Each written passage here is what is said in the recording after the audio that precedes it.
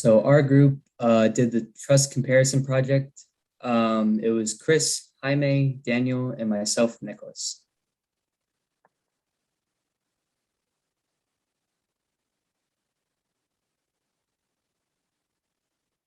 So we decided to build a Warren Truss. Um, Warren Truss was created by James Warren and Willoughby Theobald in 1848. It was used in early aviation and the first suspension bridge.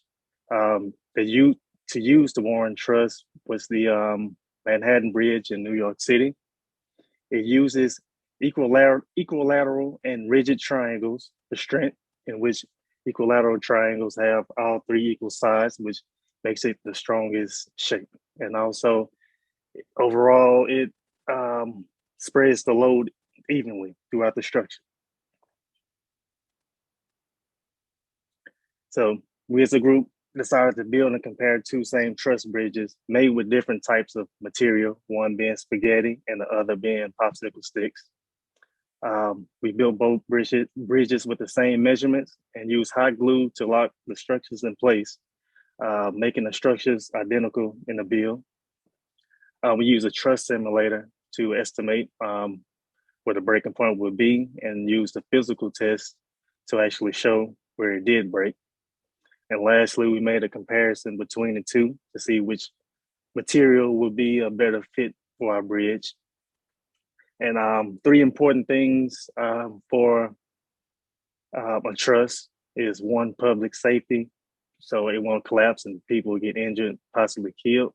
It's cost efficient, and also with the simple design, it makes it easy for maintenance and repairs.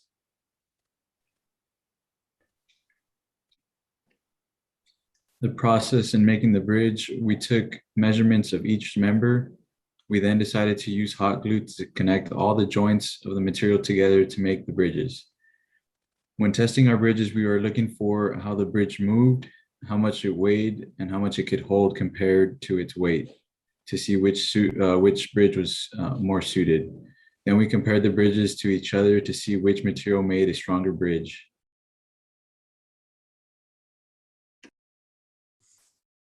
So when it came to testing, we used a truss simulator to approximate where the breaking point of the bridges would be. It didn't compensate for the material use, but it was able for us to get an approximate where the bridge would break.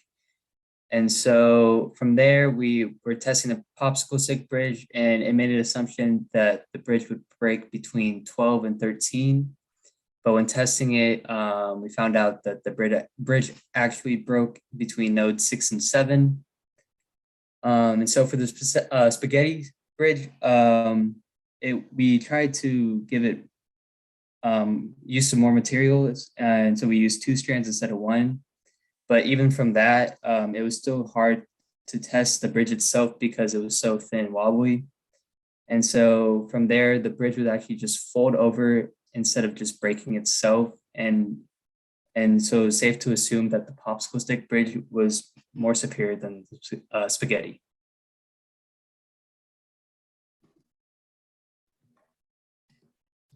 And here are the results. The popsicle stick bridge weighed 110 grams, and it held 3,000 grams, which is about 27 times its weight, which is pretty significant. And for the spaghetti bridge, it weighed 74 grams and held 550 grams, which is 7 times its weight. And the popsicle stick bridge wins in how much weight it can hold, actually. And here is the truss load for the popsicle stick bridge on the left, and then the spaghetti on the right. And as you can see right here on the right side, right here, this is where it snapped. You can see on this side, and then on that side it snapped.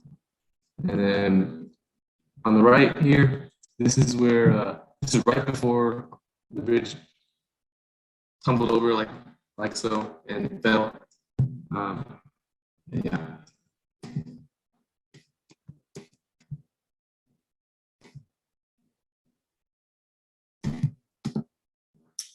And these are our sources that we used.